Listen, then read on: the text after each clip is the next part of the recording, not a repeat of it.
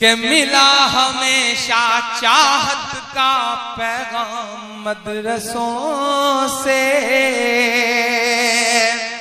کہ ملا ہمیشہ چاہت کا پیغام مدرسوں سے، مت جوڑو آتنکواد کا نام مدرسوں سے، کوئی الزام مدرسوں سے، کوئی الزام مدرسوں سے، کہ یہاں قرآن پاک کی ہر لمحہ ہے تلاوت ہوتی، یہاں قرآن پاک کی ہر لمحہ ہے تلاوت ہوتی، ذرے ذرے میں ہمدردی اور محبت ہوتی، اور محبت ہوتی۔ السلام علیکم ورحمۃ اللہ وبرکاتہ۔ دوستو میں ہوں حذیفہ خان اور آپ دیکھ رہے ہیں سپر انڈین بلاگر۔ دوستو اس وقت میں کھڑا ہوں اپنے گاؤں کے ہی مدرسے میں، اور کچھ بچوں کا کل تکمیل حفظ قرآن مکمل ہوا ہے۔ اس کی ایک ویڈیو ہے، شام کو علماء کرام کے درمیان ان بچوں نے اپنے حفظ قرآن کی تکمیل کی ہے۔ اس وقت میں مدرسے میں کھڑا ہوں تو دیکھ سکتے ہیں آپ لوگ، یہ مدرسے کے چھوٹے چھوٹے ننھے بچے جو مستقبل کے ہمارے حفاظ بنیں گے، عالم بنیں گے، علماء بنیں گے، تو ان کے درمیان میں ہوں۔ اور کل شام کو ہی یہ تقریب تکمیل حفظ قرآن مکمل ہوئی ہے، تو میں بھی وہاں تھا، تو میں اپنے آپ کو وہاں موجود ہونا باعث سعادت سمجھتا تھا، اور ایک شرف کی بات ہے کہ ایسے محفل میں آپ ہوں جہاں پر جو ہے دنیا کے بہترین انسان یعنی حفاظ کرام موجود ہوں، علماء کرام موجود ہوں۔ اپنے آپ کو اس محفل میں پانا، اس محفل میں موجود ہونا باعث شرف ہے، باعث فضیلت ہے۔ تو میں گزارش کروں گا کہ آپ لوگ شروع سے لے کر کے آخر تک پوری ویڈیو دیکھیے گا انشاءاللہ۔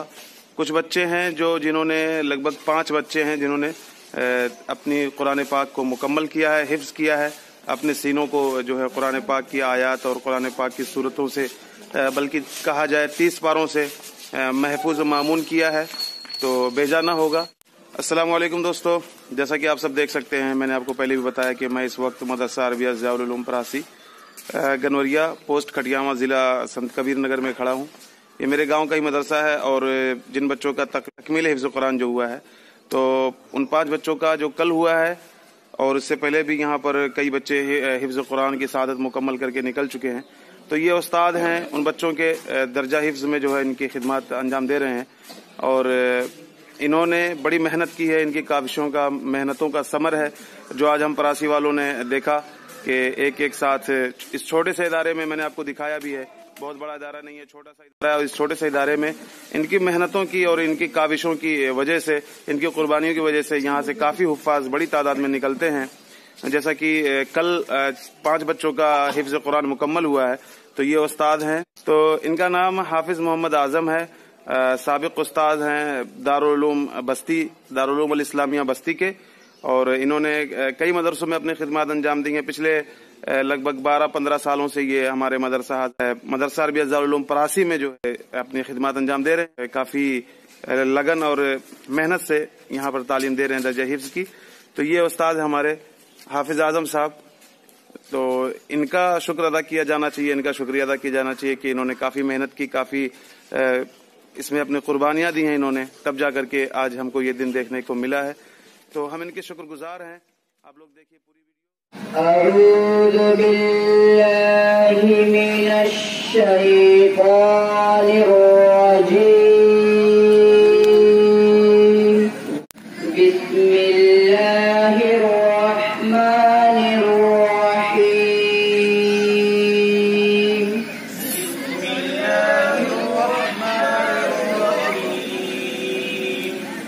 ان المتقین فی ظلال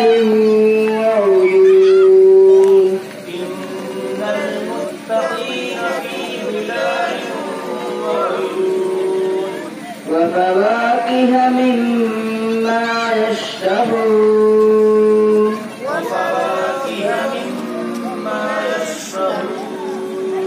کلوا واشربوا ہنیئا بما کنتم تعملون،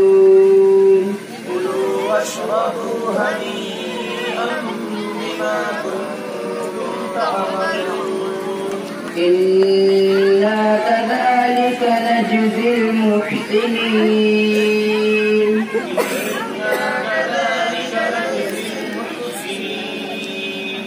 ويل يومئذ للمكذبين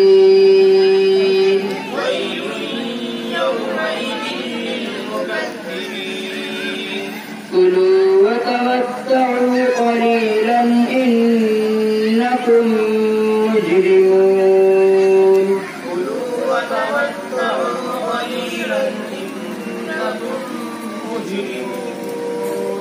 ويل يومئذ للمكذبين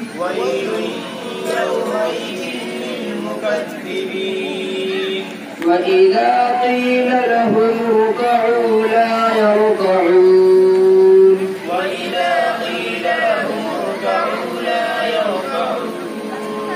ويل يومئذ للمكذبين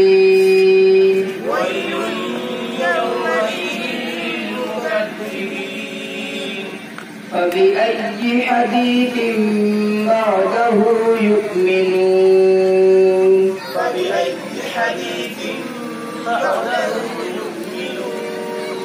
بسم الله الرحمن الرحيم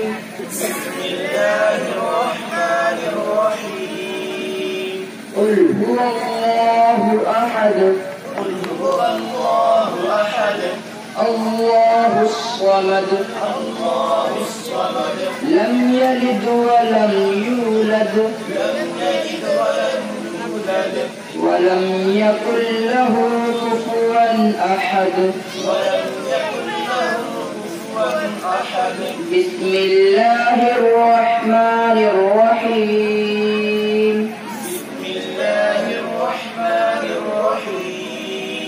قل أعوذ برب الفلق من شر ما خلق ومن شر غاسق إذا وقب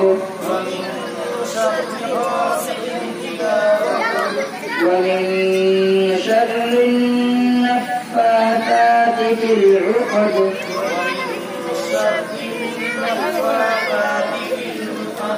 ومن شر حاسد إذا حسد بسم الله الرحمن الرحيم قل أعوذ برب الناس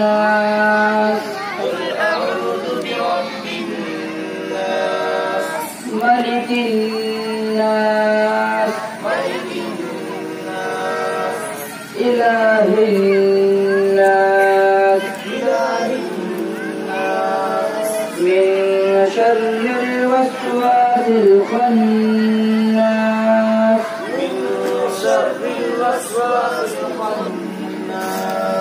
الذي يوسوس في صدور الناس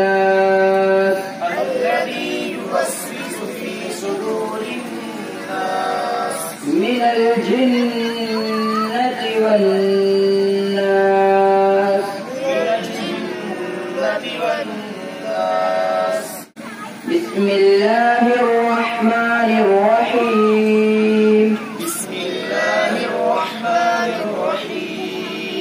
الحمد لله رب العالمين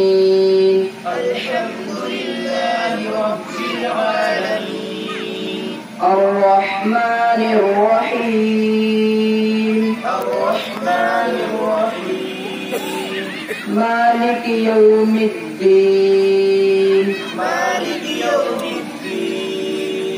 إياك نعبد وإياك نستعين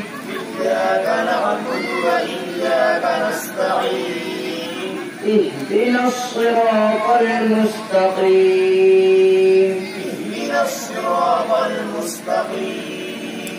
صراط الذين أنعمت عليهم صراط الذين أنعمت عليهم غير المغضوب عليهم ولا الضالين.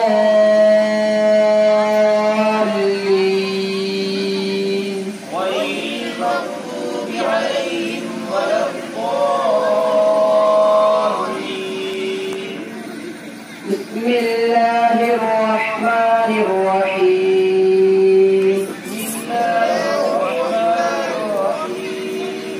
ألف لام ميم.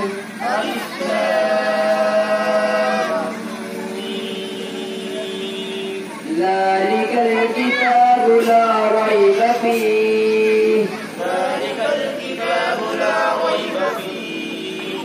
هدى للمتقين. الذين يؤمنون بالغيب ويقيمون الصلاة ومما رزقناهم ينفقون. الذين يؤمنون بالغيب ويقيمون الصلاة ومما رزقناهم والذين يؤمنون بما أنزل إليك وما أنزل من قبلك. والذين يؤمنون بما أنزل إليك وما أنزل من قبلك وبالآخرة هم يوقنون. أولئك على هدى من ربهم وأولئك هم المفلحون. أولئك على هدى من ربهم وأولئك هم المفلحون. بسم الله الرحمن الرحيم.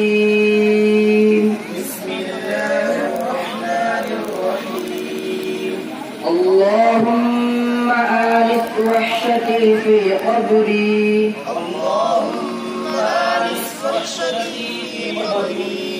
اللهم ارحمني بالقرآن العظيم.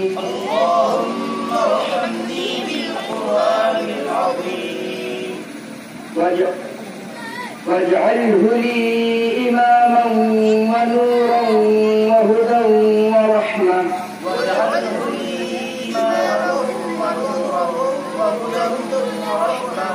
اللهم ذكرني منه ما نسيت وعلمني منه ما جهلت وارزقني. اللهم ذكرني منه ما نسيت وارزقني تلاوته